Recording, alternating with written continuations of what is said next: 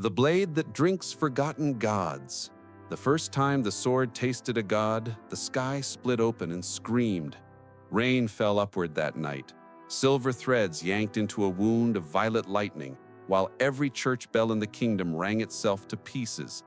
In the royal crypt beneath Valspire, Prince Caedmon Vere, barely 17, hands still soft from palace life, drove the black blade through the heart of Saint Aelthrine the Radiant, the last living deity who walked among men. The saint's golden blood hissed on the steel like molten sunlight, and the sword drank it in greedy, obscene gulps until the light in Aelthrine's eyes went dark forever. That was 9 years ago. Now, in the ash-choked borderlands men call the Godgrave Marches, Caedmon, no longer a prince, no longer clean, wakes to the taste of iron in his mouth and the sword whispering his name. He sleeps fully armored these days because the blade hungers even in dreams. The black plate is scarred by dragon fire and saint blood both. The crimson cloak that once marked him heir to the sun throne is now the color of dried gore. A jagged scar runs from his left ear to the corner of his mouth, gift of the sword the first time he tried to abandon it. His eyes, once summer blue, are the washed-out gray of a man who has watched too many gods die screaming. He rises. The sword slides free from the earth with a wet, eager sigh and leaps into his grip as if it has joints of its own. Its name, if it ever had one, is lost. Men who have seen it simply call it the God Drinker. Caedmon calls it nothing at all. Speaking its true name aloud is to invite it deeper into the soul. Today the air reeks of old funerals and new omens. Carrion crows circle above the broken spine of what was once the Cathedral of 9 altars. Their cries sound almost like laughter. Caedmon walks toward the ruin because the sword pulls him the way a hungry wolf pulls at its chain. Every step sends a throb of pleasure pain through his arm. The blade remembers this place. It wants to finish what it started. Half buried in wind-sculpted ash, a child's rag doll lies clutching a wilted white flower that should not grow here. Caedmon kneels, brushes ash from the doll's porcelain face, and feels something crack inside his chest. He has not felt pity in years. The sword hates pity. It tightens around his heart like freezing wire until tears of blood leak from the corners of his eyes. He stands, leaves the doll where it lies. Mercy is a luxury for people who do not carry apocalypse in their fist. Inside the shattered nave, moonlight drips through the broken rose window and pools like spilled mercury. 9 altars stand in a circle, 8 of them smashed to rubble. Only the 9th remains intact, an obsidian slab veined with gold, still wet with old blood. Upon it rests a single object, a child's crown of wilted starlight flowers, the same kind the doll held. The sword sings, a low, greedy hymn of reunion. Caedmon's breath catches. He knows that crown. He made it himself the night before he murdered Saint Aelthrine. He had braided it from flowers grown in the saint's own garden, laughing, believing the god would bless his coronation the next morning. Instead, the god bled out on the crypt floor while the boy prince wept and the blade drank until the world broke. He steps forward. The sword drags him like a puppet. And then he sees her. A girl, no more than 12, sits cross-legged on the altar's edge, barefoot, wearing a simple shift the color of bone. Her hair is white as winter moonlight, her eyes the same washed-out gray as his own. In her lap rests a second sword, identical to the God Drinker in every way but one. Its blade is pristine, mirror-bright, reflecting starlight instead of swallowing it. She smiles at him with heartbreaking gentleness. "Hello, brother," says Saint Aelthrine, 9 years dead, and somehow no older than the night she died. "I've been waiting. The blade missed you." The God Drinker screams in ecstasy inside Caedmon's skull. Caedmon tries to speak. Only blood comes out. The girl tilts her head. "You fed it 8 more after me, didn't you? 8 forgotten gods. Only 1 left now." She lifts the bright sword and presses its tip beneath her own chin, drawing a lover's caress. Drink the last one, Caedmon. Drink me again. Finish it. The cathedral stones begin to reap. He staggers forward one step, then another. The god-drinker howls with such hunger the air itself ripples. And from the darkness beneath the altar, something vast and eyeless and enormous uncoils, something that has been waiting under the bones of the world since the first god was ever born. Its voice is every scream Caedmon has ever swallowed. Not her, it whispers, wet and loving and ancient. Me. The floor erupts. Caedmon does not scream. He has forgotten how. The thing beneath the altar rises in a tide of black cartilage and starless faces, each mouth whispering a different dead god's name. The air turns thick as drowned honey. Every breath tastes of graves and rust. The god-drinker in his fist goes berserk, thrashing like a hooked leviathan, trying to leap from his grip and plunge into the horror's heart. The child saint, Aelthrine, or what wears her shape, stands calmly on the altar as stone explodes around her bare feet. Moonlight clings to her hair like frost. The abomination speaks again, and the voice is inside his bones now. I am the first hunger, the silence between prayers. I was old when the first god learned to fear its own reflection. You have been feeding my jailer, little prince. 9 drops of divinity to open 9 locks. 1 remains. A tendril the width of an oak lashes toward Caedmon. He moves without thinking. Years of slaughter have made him fast. The god-drinker shears through the limb in the spray of black ichor that burns where it spatters his armor. The severed piece writhes, sprouting teeth, then slithers back into the greater mass. The girl sighs. You cannot kill what was never alive, brother. You can only finish the meal. Caedmon's voice is gravel and grief. I murdered you once. I will not do it again. Aelthrine smiles the way winter smiles at spring. You never murdered me. You freed me. I was the lock, not the prisoner. Another tentacle punches through his guard, wraps his sword arm and squeezes. Bones creak. The god-drinker laughs, an obscene, wet sound, and begins drinking the horror instead of fighting it. Violet light races up Caedmon's veins. His blood ignites. He roars, tears the limb in half, and staggers back, smoking. The horror spreads across the vaulted ceiling like spilled ink, blotting out the moon. Where its shadow touches, the cathedral's ancient murals of angels blacken and peel, revealing older paintings beneath, crude, childlike drawings of a many-mouthed thing devouring stars. Caedmon feels the god-drinker trying to crawl down his throat, trying to possess him fully. He slams the blade into the floor to anchor himself. Stone fractures in a perfect circle around the impact. Tell me how to end this, he snarls at the girl. You already know, she answers. 1 god left, 1 drink left, but the cup has always been you. The horror laughs with 1,000 throats. He is afraid to become me, afraid to become everything. Caedmon looks at the child wearing his victim's face. If I die, the blade dies with me. No, Aelthrine whispers. If you die, the blade becomes the world. There will be no one left to hold the leash. A tendril spears straight through Caedmon's chest. He feels it burst out his back, lifting him like a rag doll. Blood, black now, pours from his mouth. Pain is distant, almost sweet. He sees memories the sword never let him keep.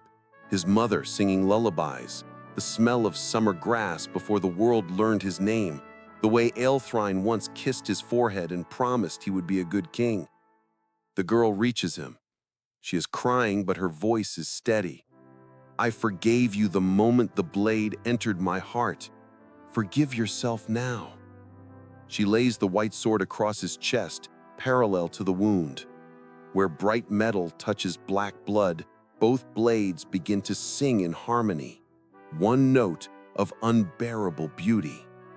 The horror shrieks, the cathedral shakes, Cracks race up the walls like lightning in reverse. Elthrine leans close. Her next words are for him alone. "Drink me one last time, brother. But this time, drink with me." She presses her forehead to his. Light and darkness pour into the wound together. Caedmon feels the ninth lock snap open inside his soul. And then the girl kisses him, not on the mouth, but on the scar the sword gave him years ago when he tried to throw it away. The scar burns white hot. The horror howls in sudden terror, because the god drinker is no longer drinking gods. It is drinking itself. The cathedral floor drops away. They fall together, prince, saint, sword, and the first hunger into a void that has no bottom and no name. The last thing Caedmon hears before darkness takes him is Elthrine laughing like bells made of dawn. They fall for what feels like centuries. There is no wind, no up or down, only the slow turning of impossible constellations that bleed and weep. Caedmon is no longer sure where his body ends and the void begins. The god drinker is fused to his right arm now, blade and bone braided together, drinking and being drunk in the same heartbeat. Elthrine holds his left hand.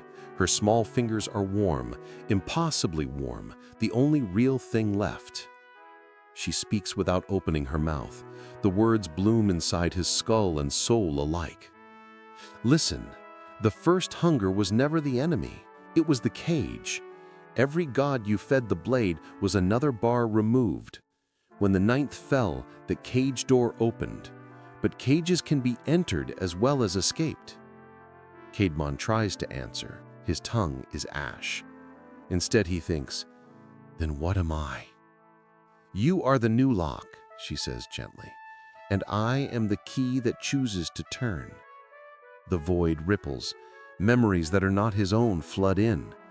He sees the birth of the first god, a lonely spark terrified of the dark, forging lesser lights to keep the dark away. He sees those lesser gods grow proud, chaining the dark, calling it evil, forgetting they were born from it. He sees the dark curled in the center of everything, patient, starving, waiting for the day the children would grow cruel enough to unmake their own prison. A single tear, his own or the void's he cannot tell, drifts between them like a pearl of liquid starlight. Elthrine squeezes his hand. The blade was never meant to kill gods. It was meant to remind them what they forgot, that light and dark are lovers, not enemies. You were chosen because you were willing to become the monster so the world could be free of one. Caedmon finally finds his voice. It echoes like a dying cathedral bell. Then what if I refuse to be anyone's reminder? Then everything ends, she says simply. Not in fire, not in war, just silence. The gods will keep making cages, the dark will keep starving, and one day there will be no one desperate enough, broken enough to pick up the sword and bleed for strangers. She lifts the white sword. It is no longer metal. It is a ribbon of living dawn. Or, she continues, you can finish what we started. Become the final drink. Let the blade take everything, your name, your pain, your guilt, until nothing is left but the memory of mercy. Then the hunger and the light will be married again, and the universe will breathe for the first time since it was born. Caedmon laughs. It is a horrible, wet sound. You're asking me to die. I'm asking you to stop surviving, she corrects. There's a difference. The void condenses around them, folding like burning parchment. Far below, or above, direction has no meaning. Something opens, a mouth made of galaxies, ancient and tender and ravenous. The first hunger, unshackled, beautiful in its terror. Caedmon looks at the child who should have hated him. Will it hurt? She says. Only if you fight it. Let go, brother. I've got you. He closes his eyes. The god drinker howls one last time, not in hunger now, but grief. The sound is the most human thing it has ever made. Caedmon opens his hand. The black blade dissolves into liquid night and flows toward the white, merging, marrying, becoming something neither dark nor light but both. The new sword, single, seamless, radiant as sunrise on snow, places itself willingly against his throat. Elthrine kisses his scarred cheek. "Thank you for carrying the weight so long." The galaxy mouth closes gently around them. There is no pain, only the sudden, shocking warmth of coming home. And then, light. Everywhere. The kind that does not blind, but heals. Caedmon opens his eyes to a sky he has never seen. Soft rose and gold, 3 gentle suns rising over a world that has never known war. Below him, fields of white flowers sway in a breeze that smells of forgiveness. Elthrine stands beside him, older now, 17, the age he was when he killed her. She wears the same bone-white shift, but it is clean, no blood, no scars. She smiles, and it is the first real smile he has seen in 9 years. "It worked," she says, with wonder. "You did it!" Caedmon looks down at his hands. They're empty. No sword, no black veins, only warm skin, and a faint white scar across his palm where the hilt used to bite. He should feel triumph. Instead, he feels the ground tremble. Far on the horizon, something vast and crowned in thorns rises from the ashes of the old world. Its eyes are newborn stars, and its smile is tender and terrible.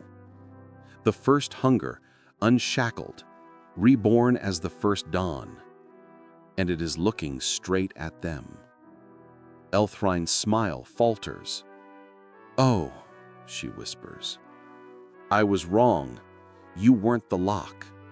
Caedmon feels his heart, his real heart beating for the first time in years, turn to ice. "You were the bait." The newborn god begins to walk towards them, and every step erases 1,000 years of peace that never truly existed.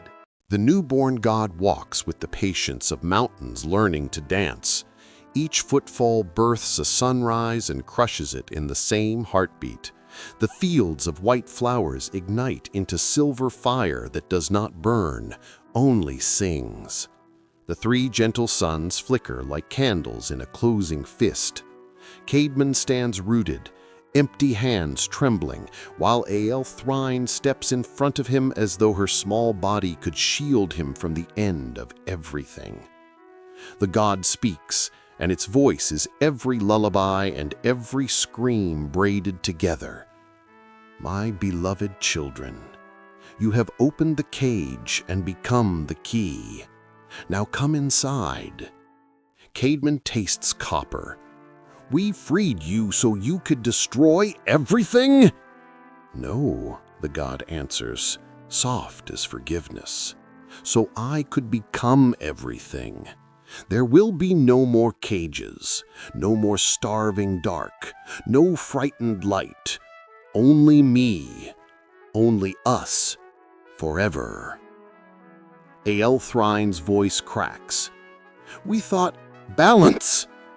"Balance is a lie lonely children tell themselves while they chain their parents," the god says, almost kindly. "I will be mother, father, womb, and grave. You will never be alone again." The ground beneath their feet liquefies into starlight. Caedmon feels himself sinking, gently, irresistibly, as though the universe itself is inhaling. He grabs Elthrine's wrist. "Run!" "There is nowhere to run," she whispers, but she runs with him anyway. They sprint across meadows that turn to memory beneath their heels. His mother's garden, the crypt where he killed her, the battlefield where he slaughtered the 8. Every place he ever bled becomes glass and shatters. Behind them the god walks without hurry, humming the lullaby the first god ever sang to the dark. Caedmon's lungs burn with newborn air. There has to be another way. "There isn't," Aelthryne says, tears flying from her cheeks like comets. "Unless—" She stops so suddenly he almost falls. "Unless the blade never finished its meal." Caedmon stares at her. "It drank 9 gods. It drank itself. It drank me. It never drank the hunger because the hunger drank it first." Understanding hits him like a second death. The god is almost upon them now, close enough that its warmth is suffocating. Petals of light peel from its skin and orbit Caedmon and Aelthryne like hungry moths. Aelthryne cups his face with both hands. Her eyes are ancient and terrified and brave. "One more time, brother. One last lie to tell the universe." She kisses him, not the cheek this time, but full on the mouth, fierce and sweet and final. Light explodes between their joined lips. When she pulls away, the white scar on his palm is bleeding dawn. In the blood, something takes shape. A blade. Not black, not white. The color of a wound just before it heals. Caedmon closes his fist around the hilt that is not a hilt. The sword has no edge. It is the idea of an edge, the memory of every cut he ever made. The god pauses, head tilted, curious. Caedmon lifts the blade that is only a promise and drives it straight into his own heart. There is no pain, only truth. The sword drinks him the way dawn drinks night, slowly, lovingly, completely. Every sin, every scream, every tear he never let himself shed flows into the blade and becomes fuel. Aelthryne wraps her arms around him from behind, pressing her cheek between his shoulder blades. "Tell it thank you," she whispers. Caedmon looks up at the god that was always waiting and smiles with blood on his teeth. "Thank you," he says, "for teaching me how to end a story." He pulls the blade free and offers it, hilt first, to the newborn god. The god reaches out, trusting, tender, infinite.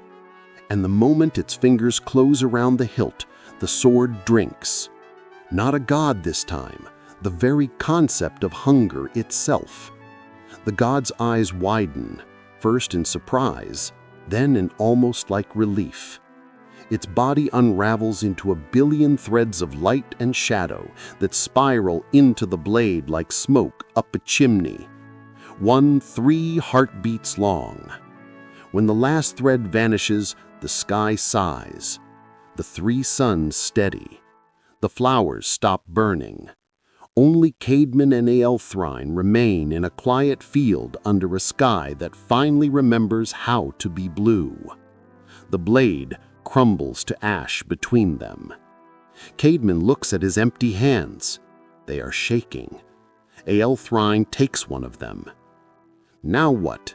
he asks. She shrugs, suddenly 12 again, suddenly shy. "We live, I suppose.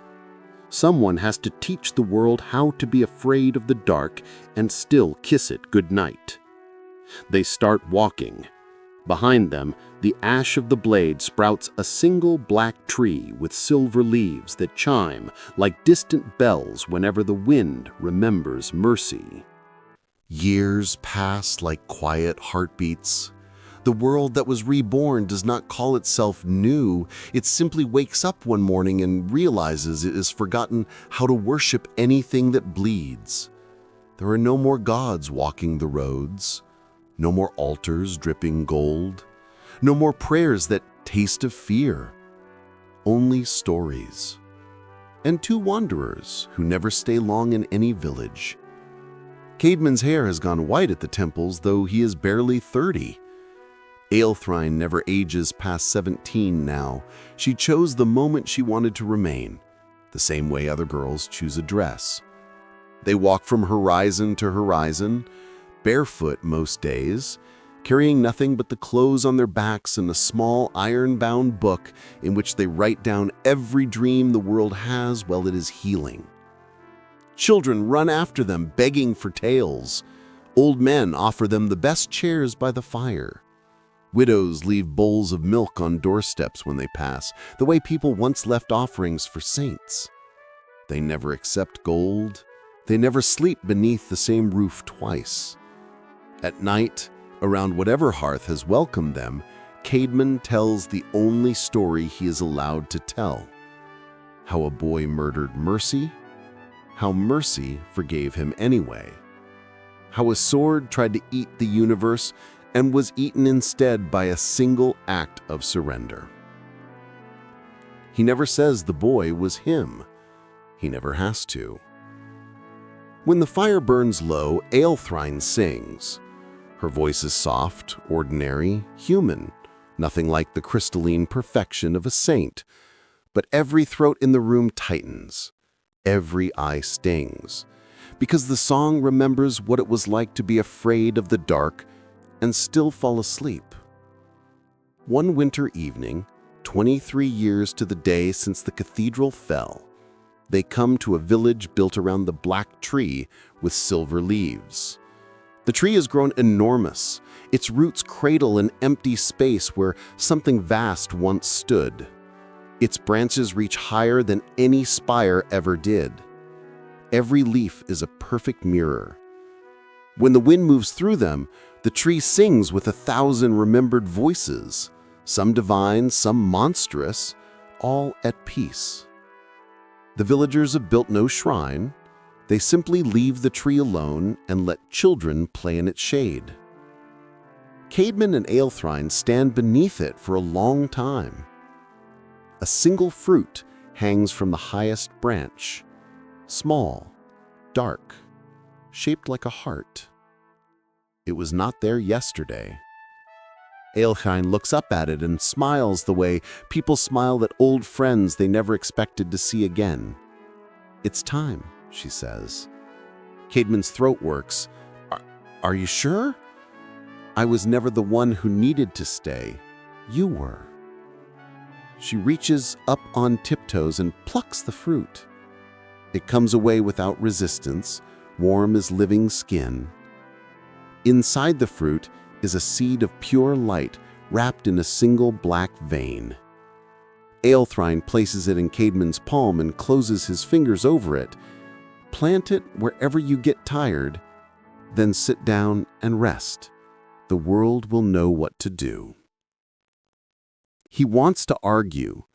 He wants to fall to his knees and beg her not to leave, but the look in her eyes is the same one she wore the night she forgave him while dying, and he finds he has no words large enough.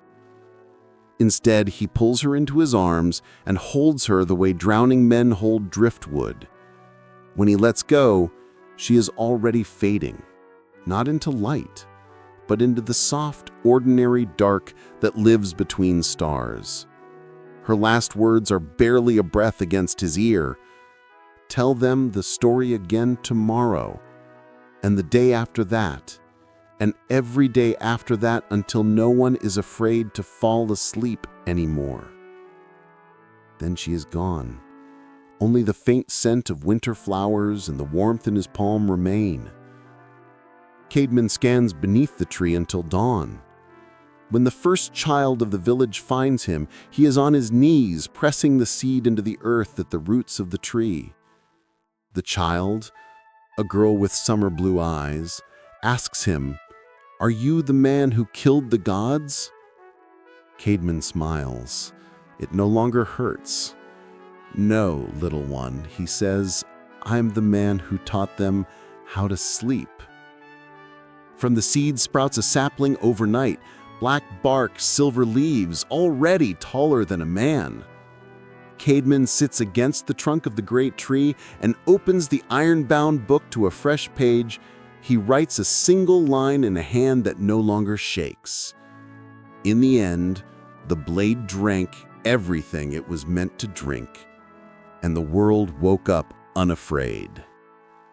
He closes the book, rests his back against living wood that hums with every forgiven voice he ever silenced, and closes his eyes. The wind moves through both trees now, old and new, and the sound is the gentlest lullaby ever sung. Somewhere far away, children are falling asleep without nightmares for the first time in history. Somewhere closer, a white-haired girl watches from the quiet dark between stars and smiles, satisfied at last. And beneath the tree that remembers mercy, Caedmon Vare, prince, murderer, monster, savior, finally lets himself rest. The story is finished. The world keeps turning, lighter by one sword, heavier by one song. And if anyone ever asks, what became of the blade that drinks forgotten gods? The answer is always the same, spoken in taverns, nurseries, and deathbeds alike. It drank its fill, laid down its burden, and became the reason mortals no longer fear the dark.